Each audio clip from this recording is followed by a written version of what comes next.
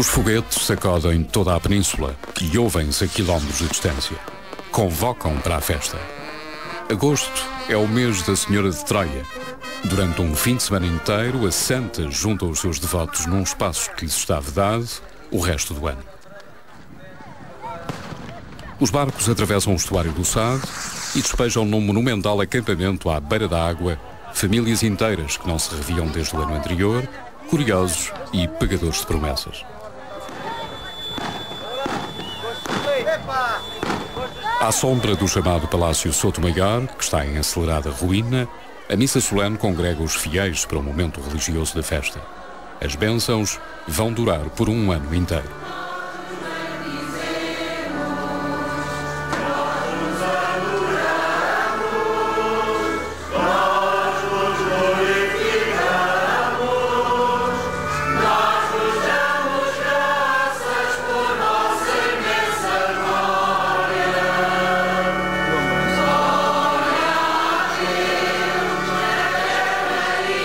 A devoção à Senhora de Troia, patrona dos pescadores e dos homens que amam o mar, tem mais de 5 séculos.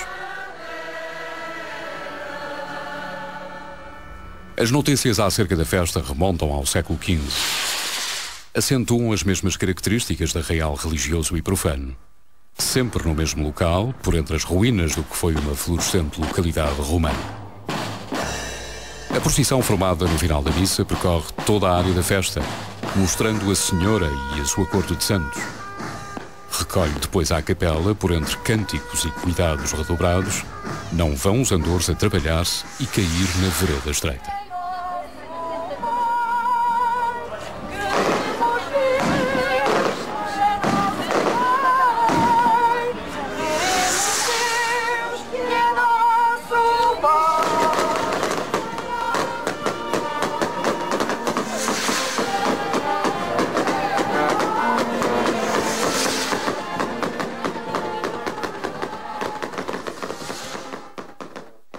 Apesar de parecer moderna, a capela tem nas suas fundações uma outra mais antiga, erguida em louvor da Senhora dos Prazeres. Está situada no espaço de uma velha basílica paleocristã. Sem o saberem, os fiéis da Senhora percorrem os mesmos passos de outros devotos de há mais de 2000 anos. As divindades é que seriam outras. Protegidas por tapumes em ruínas, algumas das pinturas da basílica ainda se conservam no lugar. A estrutura do templo é pouco perceptível aos olhos leigos, daí que muitos dos peregrinos da Senhora de Troia nem suspeitem do local.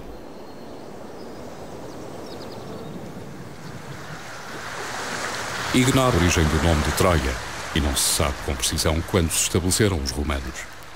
Pensa-se que ao chegarem há 2000 anos já aqui houvesse ocupação humana, mas o que os olhos observam ainda hoje são os milhares de pedaços de cerâmica que pertenceram às construções romanas.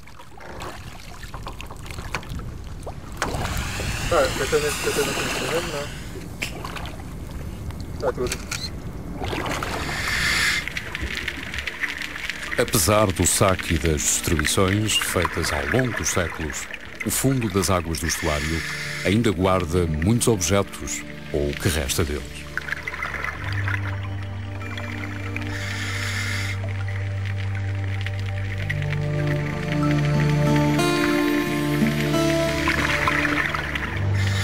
Atualmente é proibido mergulhar junto às ruínas de Troia, mas houve um tempo em que, pela calada da noite, o estuário era regularmente varrido por caça-tesouros à procura de moedas, ânforas inteiras ou estátuas que pudessem ser vendidas.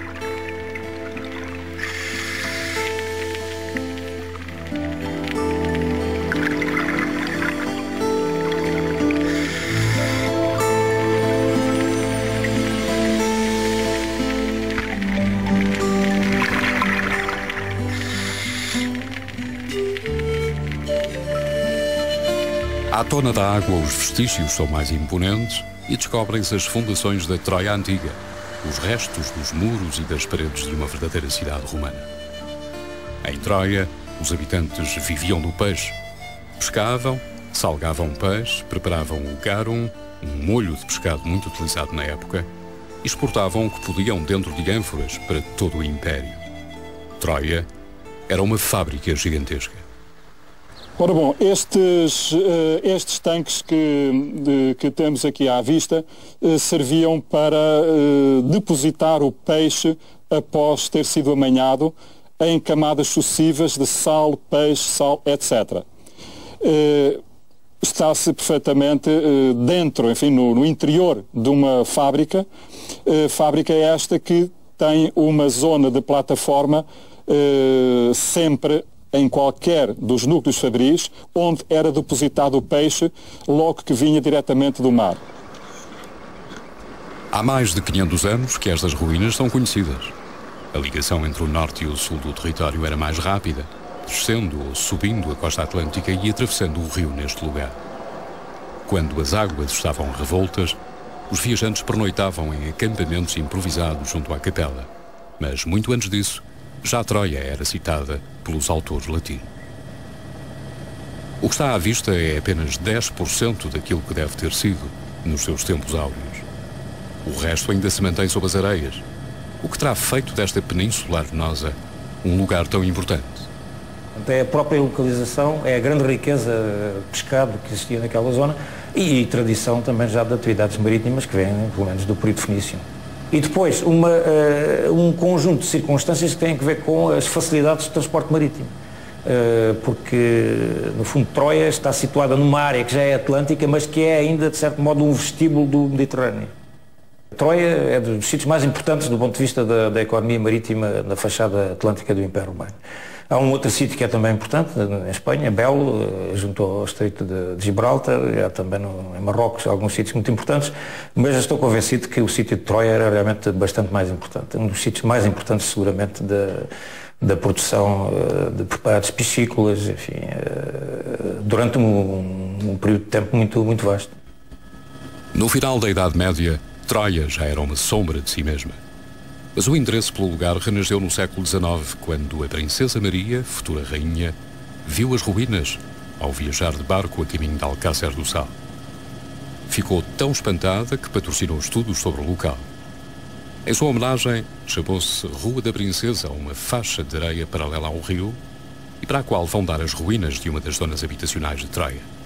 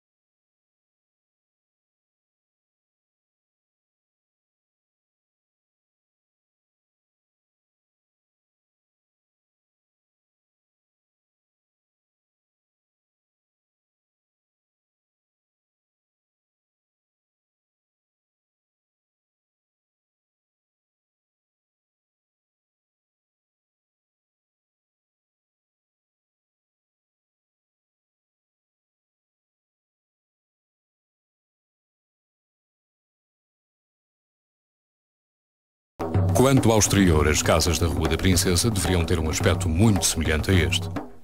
Não seriam grandes mansões, já que o lugar era de trabalho e não uma qualquer zona elegante nos bairros patrícios de Roma. Mas mesmo assim, em algumas ainda se descobriram vestígios de pintura mural, pequenos luxos que os lucros da exportação permitiam aos moradores. Tudo indica que houve uma permanência de pessoas aqui. Primeiro, quando houve essa fase inicial de grande incentivo a nível económico, centrado precisamente na pesca e na salga e na conserva, e à medida que, sobretudo a partir do século III, a altura em que houve uma crise generalizada por todo o Império, que se refletiu também aqui na Península, a partir daí algumas fábricas foram fechando, mas manteve-se sempre população a viver no local. Sabe-se pouco e talvez nunca se possa saber mais da vida privada dos moradores das casas da Rua da Princesa. Mas com a abundância de materiais arqueológicos que foram retirados de Troia, podemos imaginá-la. São objetos do cotidiano que nos falam de hábitos, gostos e até de modas.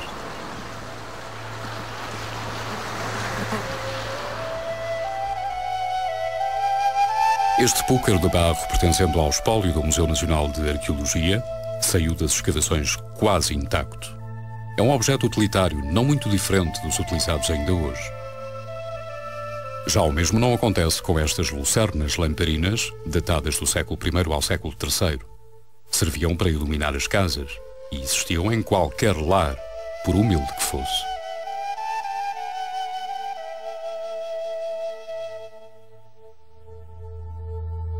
Já esta requintada colher de prata não pode ter pertencido à casa pobre de um vulgar operário de Troia, mas sim a alguém com outro estatuto.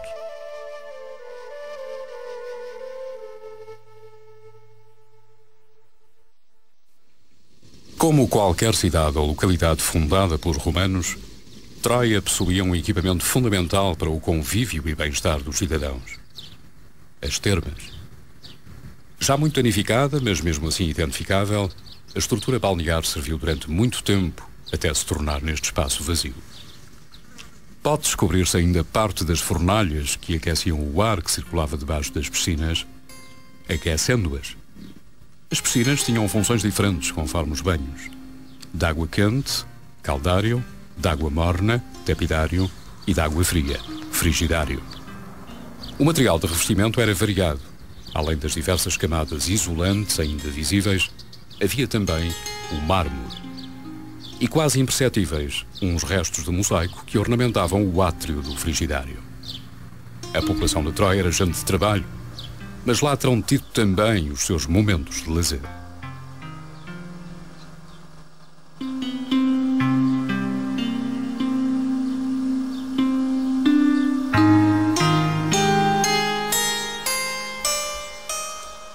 O conjunto termal visível corresponde já a uma época tardia da ocupação de Troia. É difícil descobrir como seria a estrutura primitiva destes banhos, que se alteraram conforme as modas e as necessidades sentidas pelas populações. A população de Troia é a população característica de um grande centro portuário, ou seja, é um ponto de encontro de gentes de praticamente todo o Império e de ideias, naturalmente. Portanto, é uma população mista. Troia era seguramente uma população indígena, em parte, mas com muitos contributos de outras áreas do Império, nomeadamente Norte de África, seguramente Norte de África, gente do Norte de África, e gente do Oriente também, gente com nomes gregos, portanto, da zona oriental do Império, enfim, da cultura helenística e muito, quase de certeza também, uma comunidade judaica, enfim, que por lá andou, seguramente, porque há alguns testemunhos seguros da presença também de uma comunidade judaica. E poderemos saber um pouco mais sobre os vivos se soubermos como e em que circunstâncias morreram. Esporadicamente, técnicos do IPAR limpam as sepulturas das ervas e do lixo que se acumula. Trabalhos necessários para preservar o que ainda é possível. Com o abandono progressivo do negócio do peixe, Troia tornou-se num imenso cemitério. Diminuiu a cidade dos vivos e, ao mesmo tempo, aumentou o espaço dos mortos. Há diferentes formas de sepultamento que correspondem a várias épocas e práticas religiosas. Perto da Basílica Paleocristã estão estas sepulturas chamadas de mensa. São raras e foram descobertas em Troia e no norte da África.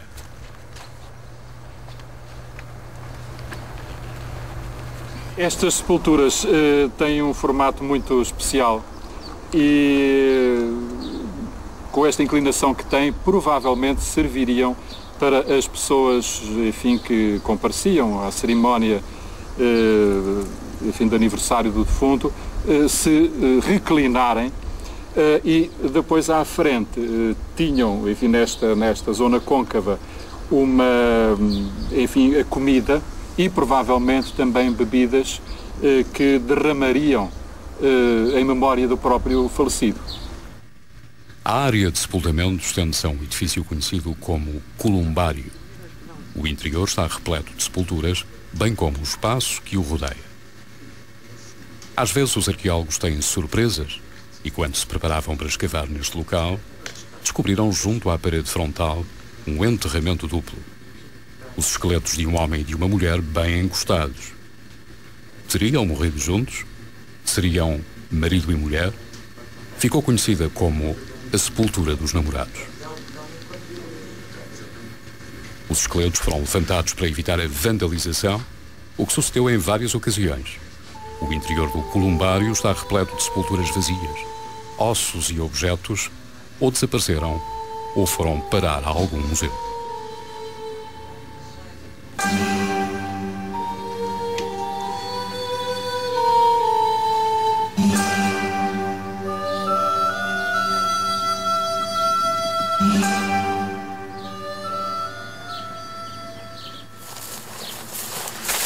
Os esqueletos de Troia são a preocupação de Álvaro Figueiredo, bioantropólogo e investigador em Londres, escolheu a população antiga de Troia para a sua tese de doutoramento. Habitualmente, trabalha num gabinete no Museu de Arqueologia. Do que viu e estudou, já pode tirar algumas conclusões. Há uma mistura. Nós temos indivíduos novos, temos juvenis, crianças, muito novas, alguns adolescentes. Depois temos adultos jovens, isto é, com idades compreendidas entre os 20 e 30 anos de idade, o que eu chamo adultos de média idade, dos 30, 35 aos 40, e alguns adultos mais velhos. Mais uma vez, isto está de acordo com a maioria das populações arqueológicas. Temos aqui um caso muito interessante. Um crânio de um indivíduo de sexo feminino, de idade adulta, média, que apresenta uma evidência de uma intervenção cirúrgica. Neste caso, de uma trepanação da parte esquerda posterior do crânio. Nós sabemos, os autores clássicos, alguns autores clássicos assim nos contam, por exemplo, Celso, um contemporâneo de Augusto e Tibério, fala-nos que a trepanação, ou a intervenção cirúrgica e extração de elementos da calota craniana eram praticados como forma de terapia. Forma de terapia para enxaquecas, para dores de cabeça recorrentes ou, como neste caso, como uma forma de terapia para uma fratura, os resultados de uma fratura. Por exemplo, aqui temos um indivíduo do sexo masculino, um homem de idade adulta média, e que apresenta, por exemplo, nos ossos, no húmero e nos ossos do antebraço, umas marcas musculares bastante evidentes, bastante marcadas. Não só as marcas musculares, mas também os ossos são relativamente robustos, bem constituídos, e apresenta ainda na área da articulação do cotovelo, portanto nesta área aqui nas extremidades tal do húmero, as marcas das inserções dos tendões bastante marcadas, até de certa forma ossificadas. Aqui ao centro temos os restos de uma mulher de idade adulta, temos elementos da coluna vertebral, do pé e da mão direita, e o seu crânio. Os ossos do pé são muito interessantes porque indicam que esta mulher passava grande parte do seu tempo no seu dia-a-dia ajoelhada, teria uma ocupação que implicava ou que a obrigava a estar nessa posição. Nós sabemos disso porque os metatarsos de ambos os pés e as falanges de ambos os pés, do dedo grande de ambos os pés, apresentam umas facetas articulares que são características de alguém que fletia, passava grande parte do seu tempo com os dedos dos pés fletidos e, portanto, numa posição ajoelhada. Isso implicaria uma posição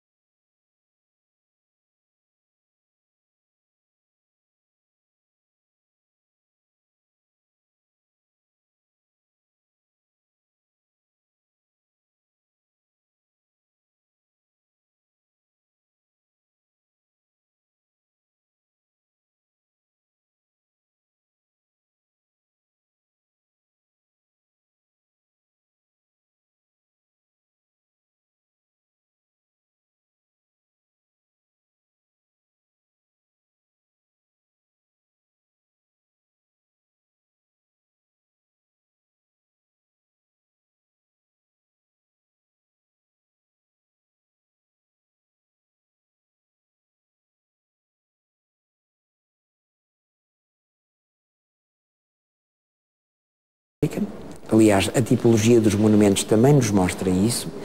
Por outro lado, uma população que, de certo, vivia para o trabalho da salga, do garum, de tudo isso que, com certeza, tive a oportunidade de ver noutras ocasiões. E é essa população de que ali temos realmente vestígios escravos, muito provavelmente alguns libertos também. E é uma ideia que muitas vezes anda aí corrente de que o escravo é aquela pessoa, no tempo dos romanos, é aquela pessoa pobretana. Os escravos tinham dinheiro, tinham o seu pecúlio e tinham também a sua vida conjugal e também podiam, na realidade, fazer os seus epitáfios, às vezes às expensas próprias, com o pecúlio que iam adquirindo ao longo do tempo, outras vezes porque os próprios patrões gostavam deles e, por conseguinte, facilitavam-lhes a ereção desse monumento. Mas o que se nota nestas inscrições de escravos e de libertos é algo que não se nota muito entre, por exemplo, os cidadãos ou as pessoas, digamos, normais. É que há toda uma ternura muito grande, patente sobretudo no modo como adjetivam o ente querido que faleceu. Ele é o ótimo, ele é o incomparável, ele é realmente um modelo de piedade, de uma ternura realmente muito grande. Muito amada foi a mulher de nome Gala. Pensa-se que estas devem ser as suas cinzas. Na sepultura encontrada em Troia também se descobriram alguns objetos que lhe pertenceram. Como os romanos acreditavam que no além voltariam a precisar dos seus pertences, colocaram-nos na sepultura. As lucernas que lhe alumiaram as noites continuariam a ser úteis na travessia das trevas assustadoras de Hades.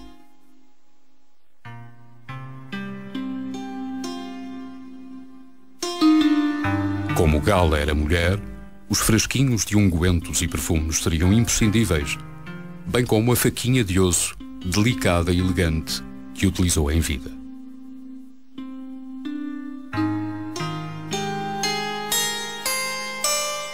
A concha que o fogo da incineração não atingiu também pertenceu a Gala.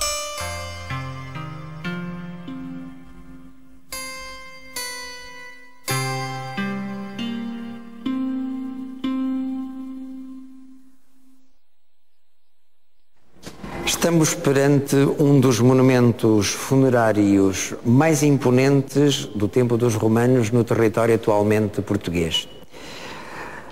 Justificativo, quiçá, ou quase de certeza, de um grande amor conjugal, e isso se justifica porque é dedicado pelo marido à sua esposa, que morreu ainda, de certo modo, na flor da idade, aos 35 anos. Temos na primeira linha a invocação aos deuses manes, dies manibus sacrum, a expressão que habitualmente é em sigla porque toda a gente a compreendia. Isto significava que eram estes deuses que protegiam o túmulo e protegiam a pessoa. O nome dela, Gala, que morreu com 35 anos, aqui jaz, que a terra te seja leve. Depois vem a indicação do dedicante, Hypnos, o marido, provavelmente um escravo de origem grega, como o próprio nome indica, marido, e dedicando à ótima, entendido, à ótima esposa. Como se trata de um ambiente servil, ele, embora se identifique com o marido, não acentua o facto dela ser esposa, porque, como se sabe, não era possível legalmente casarem-se. Hypnos é o nome do marido, de origem grega, e por conseguinte o Senhor deve-lhe ter dado esse nome. Não digo por ele estar sempre a dormir, eventualmente, porque hipnos significa exatamente isso, do sono, daí vem a palavra hipnotismo.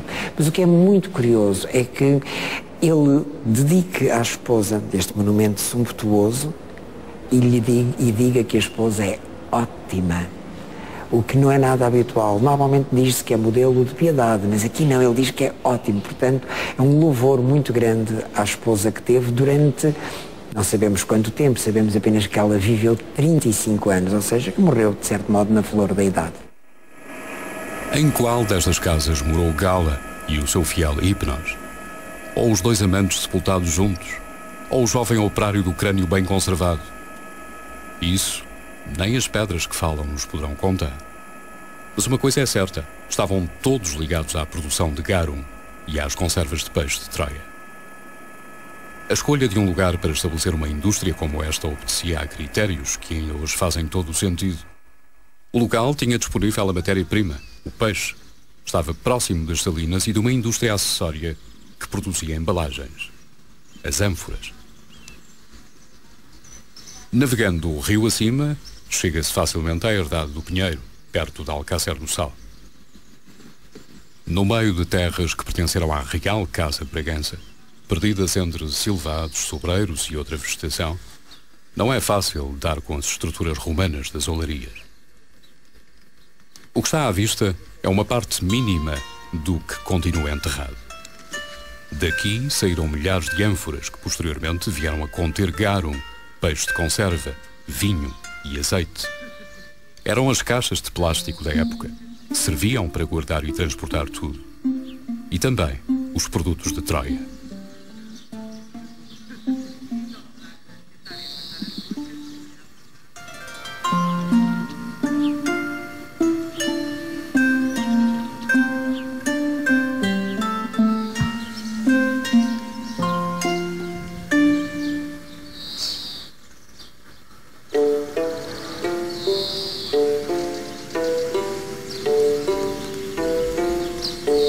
Há muitos restos de ânforas espalhados por toda a extensão de Troia. Alguns foram recolhidos e guardados num anexo em ruínas do Palácio Sotomayor. Os arqueólogos chamam-lhe o Armazém dos Cacos. São o fruto de várias campanhas desde há pelo menos meio século. Apenas cacos sem história, mas com significado a aguardar estudo e um destino que bem poderia ser o tão famoso Museu de Troia, que não parece ter forma de arrancar. Desde que se iniciaram escavações de caráter mais científico, se utilizou este anexo como armazém. O espaço está cada vez mais reduzido por causa das infiltrações de umidade e a constante ameaça de ruína de todo o edifício.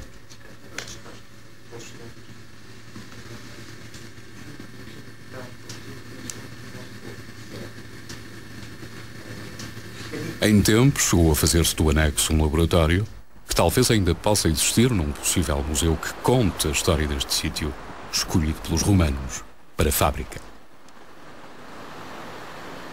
Todos os sítios escolhidos pelos romanos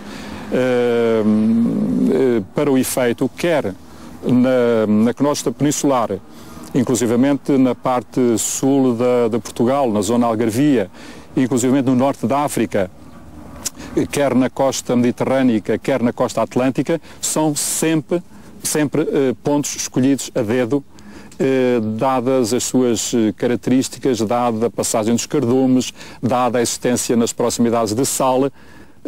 Todos estes fatores tinham que entrar em convergência para que, efetivamente, fosse garantido o êxito deste comércio. Para o êxito do empreendimento, também jogou a favor a importância política de Alcácer do Sal, cidade à qual Troia esteve ligada. Mas é preciso não esquecer as famílias poderosas de funcionários ligados ao imperador romano, com interesses na indústria das salgas. Uma dessas famílias de nome Bocchi, de provável origem púnica ou fenícia, parece ter tido muita influência política na região. Ignora-se quando vieram os Bocchi para a Lusitânia, mas o que parece certo é o seu envolvimento rápido no negócio das exportações e o peso das suas decisões na política. Há um fator político importante também no desenvolvimento de Troia, porque as condições eram excelentes, mas depois houve realmente um lobby, chamemos assim, que contribuiu fortemente para o desenvolvimento de Troia e para que Troia depois, durante séculos, funcionasse como um dos principais centros produtores de garum e de preparados piscícolas da Península Ibérica e do Império Romano, sem dúvida. Na carrasqueira, os barcos de pesca repousam ao sabor da maré de um fim de tarde ameno. A frota já foi maior e os poucos que persistem na faina vão muitas vezes pescar à volta das ruínas de Troia, a poucos minutos daqui. Outros, porém, aventuram-se a ir mais longe, mais para a foz do Sado, onde as águas já são batidas e perigosas. O mesmo se passou com os navios da antiga Lusitânia. Primeiro uma navegação tímida, à vista de terra, depois... Essa situação altera-se gradualmente. Há um desenvolvimento de um comércio marítimo lusitano, com meios de transporte lusitanos, que se justificam perfeitamente, tendo em conta inclusive a capacidade de produção de Troia, não é? Há muitos contactos e contactos que se fazem relativamente rápidos. Nós temos algumas referências sobre a velocidade das viagens, enfim, não era como hoje naturalmente, mas enfim, da Lusitânia a Óstia, ao Porto de Roma, a viagem fazia-se em cerca de 10 dias, 9, 10 dias. Enfim, portanto, não temos dúvidas nenhumas hoje quanto a relações intensas entre a Lusitânia e não só a Itália e o sul de França, na Narbonense, mas também o norte da África, o Oriente e depois também, enfim, ao longo da fachada atlântica, até o Mar do Norte, até a Inglaterra, até aos portos da Germânia.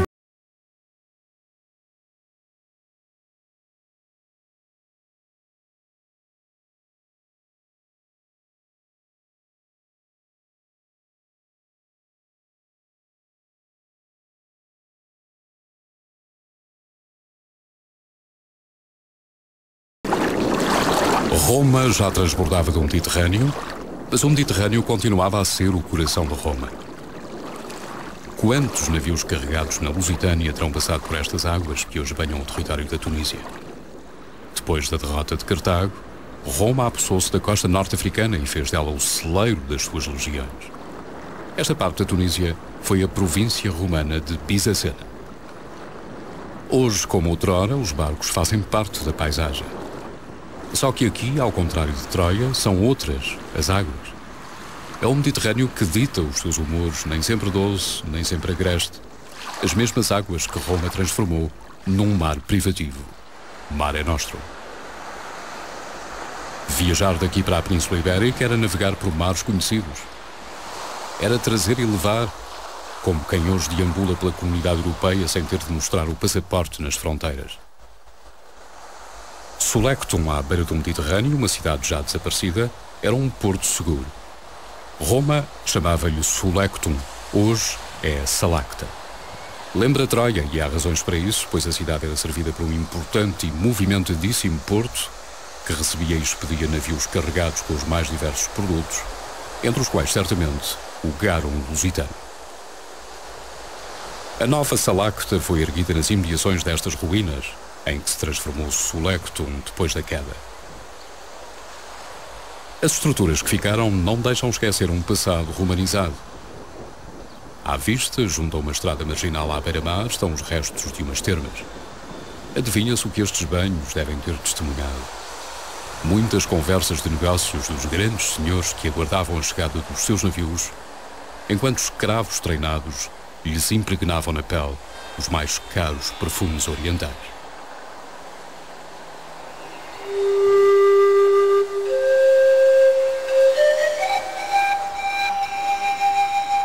No cemitério de Solectum, muitos dos monumentos funerários foram violados no decorrer dos séculos, por gente à procura de objetos vendáveis.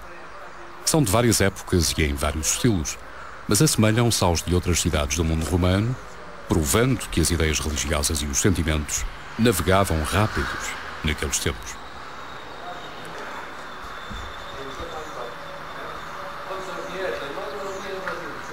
Leptis Minor, atualmente Lambta, foi outro porto importante de Bizacena.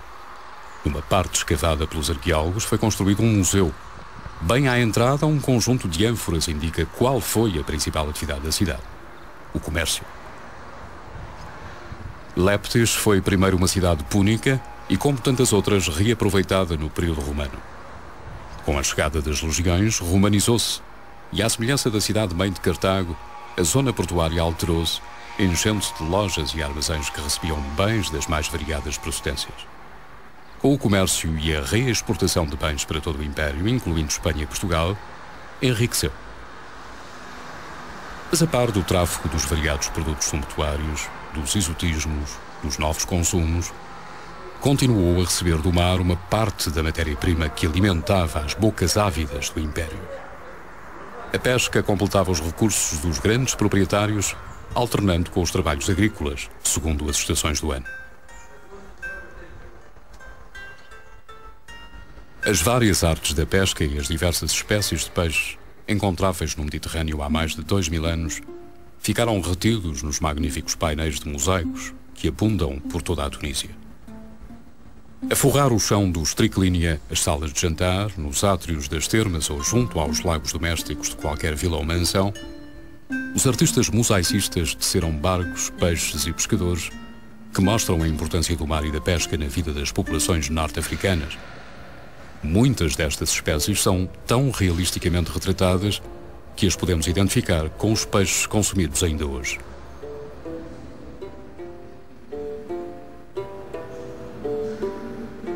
Esta é uma atividade que Troia e as populações de Byzacena tinham em comum. Uma grande ligação com tudo o que vinha do mar. As circunstâncias e a geografia favoreciam essa semelhança. Pratiquement, c'est les mêmes composantes, je crois. Les unes de salaison, il y a beaucoup de cuves, il y a l'eau qui arrive, parce qu'on a besoin beaucoup d'eau, et c'est la même technique pour conserver ces poissons. Donc c'est une technique romaine qui a été généralisée sur toutes les provinces de l'Empire. Et l'Afrique, apparemment, a pris ça un peu en retard par rapport aux autres provinces, mais étant donné que jusqu'à maintenant, d'ailleurs vous le savez, que nos côtes sont très poissonneuses, cette denrée a été bien exploitée à partir du IVe siècle, où l'Afrique elle devient une puissance économique. Às atividades económicas ligadas ao mar juntaram-se outras, dando origem a que cidades como esta, Tubernuk, situada longe das águas do Mediterrâneo, tivesse sido bastante próspera durante um certo tempo. Uma equipa liderada pelo professor Galia está a escavar Tubernuk. O Fórum e os vários edifícios públicos já estão à vista e dão a dimensão desta cidade agrícola.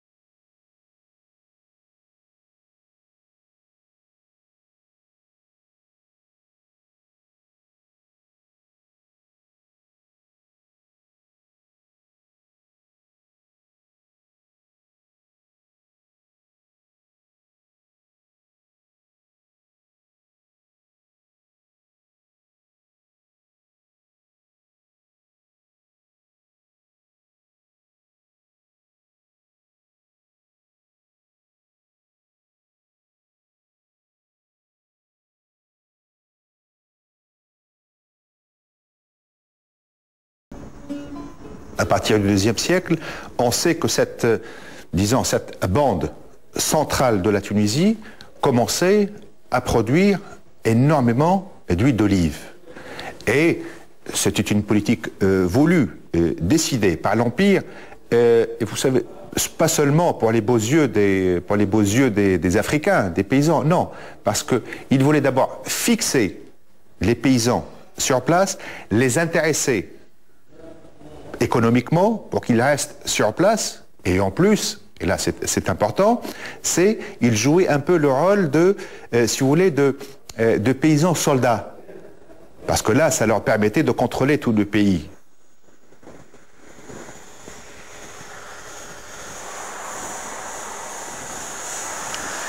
A riqueza de recursos e a variedade de possibilidades dentro de um mesmo território não passaram despercebidos a Roma.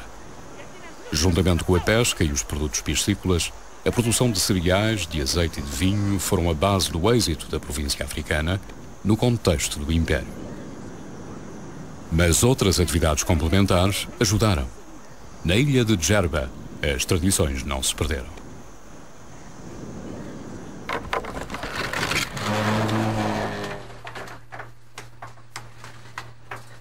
Esta olaria está nas mãos de uma mesma família há 3 gerações. Mesmo antes disso, já o barro era a base do negócio. Assenta em estruturas antigas que os proprietários afirmam ser romanas, o que é bem possível, a olaria trabalha à moda antiga.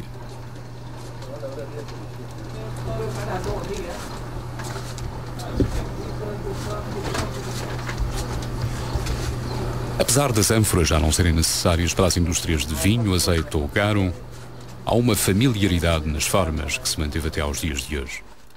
Uma olaria romana não seria muito diferente da oficina de Si Mahmoud. Até os fornos são semelhantes.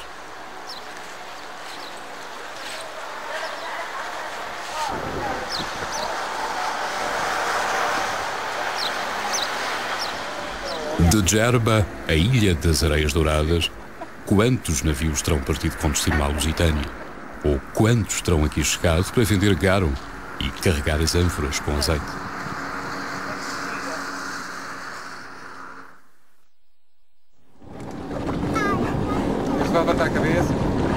De novo no estuário do Sado, tendo Troia como pano de fundo e uma interrogação. Se o Norte de África também produzia garum e conservas, o que procuravam aqui os navios de Roma? Mais garum para alimentar o Império, mas um garum exótico, com sabor atlântico, feito com peixes de águas mais frias e que de tão apreciado até podia ser pago a ouro. 142. A qualidade do preparado não se pode adivinhar da simples observação dos tanques existentes em Troia. Mais uma vez, a documentação antiga e as pesquisas arqueológicas dão pistas para se conhecer a importância desta fábrica e do comércio lusitano. Para os historiadores, Troia funcionava como uma placa giratória das mercadorias entre o norte e o sul do Império. Exatamente. No fundo são os dois grandes estuários, é o Tejo e o Sado, enfim, a Troia e o Lícipo, Lisboa, que desempenham realmente um papel fulcral em toda esta dinâmica do comércio marítimo da Lusitânia. É claro que depois havia também outros portos que também tiveram um papel, enfim, significativo nessas relações, mas Lisboa e Troia realmente são os dois grandes centros dessas atividades marítimas.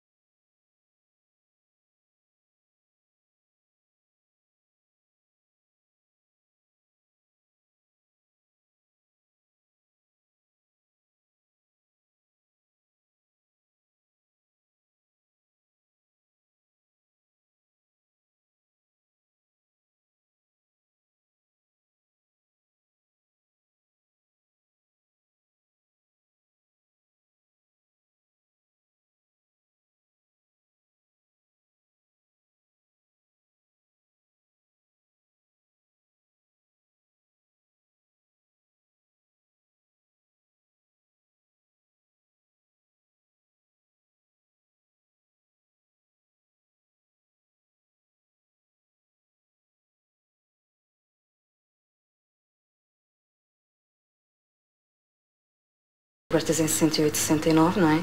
Houve uma intervenção que teve como objetivo consolidar os bordos e consolidar as argamassas em 74 e 75 e a partir daí ficaram sem manutenção. Existe um protocolo de cooperação entre o IPAR e a Imoreia, a empresa proprietária de Troia. A verdade é que o projeto de recuperação e musealização das ruínas não avança.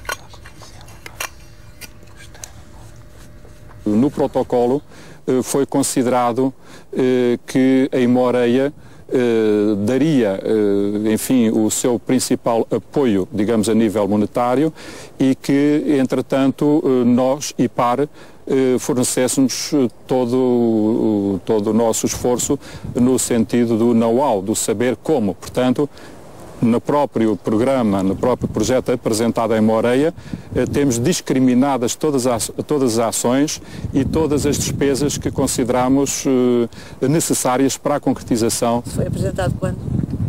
Isso já foi, enfim, já foi apresentado há uns meses atrás. Estamos a aguardar a resposta.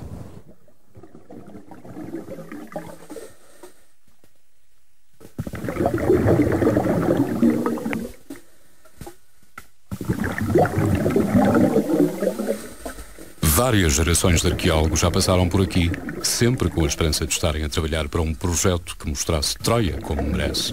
Um complexo industrial único em toda a Lusitânia.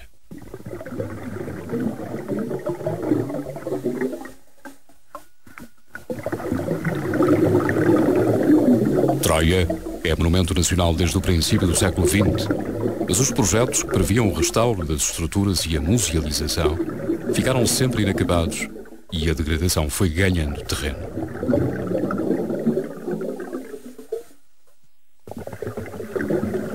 Já saíram de Troia centenas de peças que poderiam hoje fazer parte de um museu local, isto sem contar com os roubos e as vandalizações. Nos anos 70 ainda havia a possibilidade de visitar as ruínas, mas 30 anos depois já não é possível. O que se tem feito é acudir aqui e ali a pequenos trabalhos de emergência.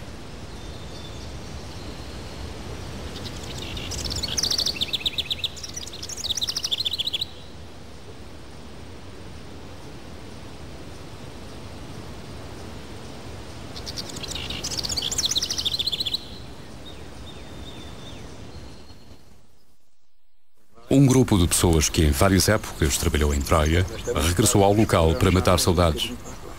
O mais antigo escavou aqui há 50 anos, numa altura em que se voltara a falar de Troia, devido a achados arqueológicos importantes.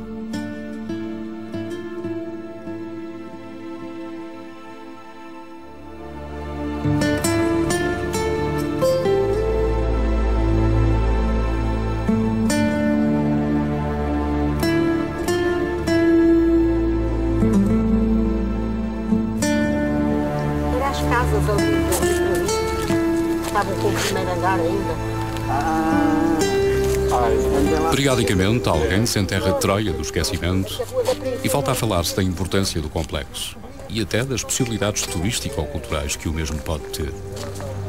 Mas, se calhar, um dia será tarde demais.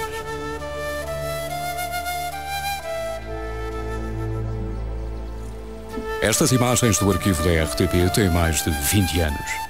Desde então, a degradação avançou um pouco mais. Não que a situação fosse boa na altura. Havia um único guarda, um homem já idoso que pouco podia fazer.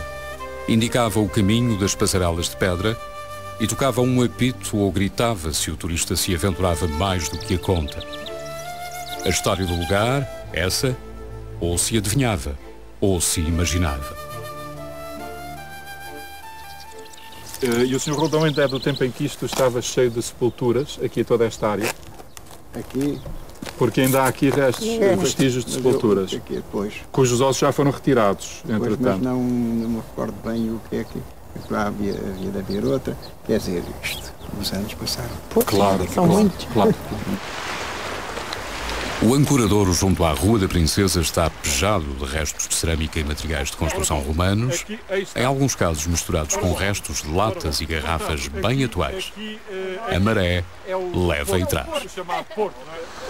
O grupo troca impressões, confirma dados de que se lembram e todos falam ao mesmo tempo de uma experiência comum feita com décadas de intervalo. A Troia deserta, a Troia já do tempo da Torre Alta, quando se começaram a construir as torres turísticas do outro lado da caldeira, e a Troia das ruínas romanas, que pouca gente visitou e de que todos eles falam entusiasmadamente.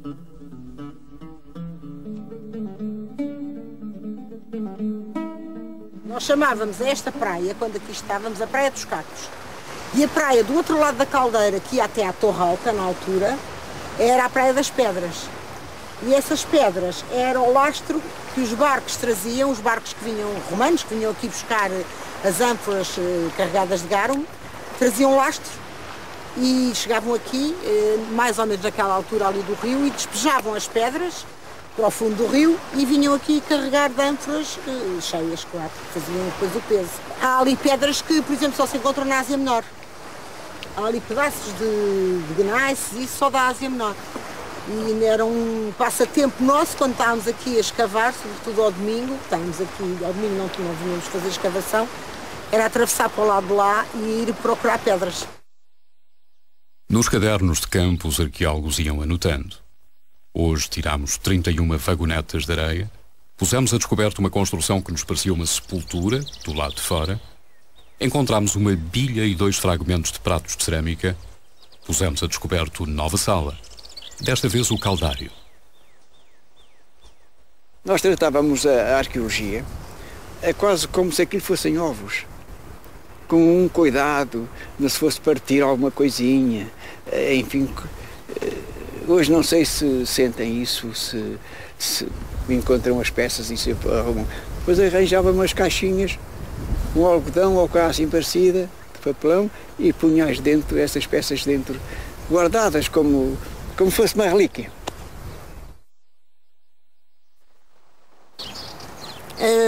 Achei que há zonas que estão agora escavadas e não estavam, mas as ruínas, a maior parte que eu já conhecia, estão praticamente iguais ou pior, porque não tem tido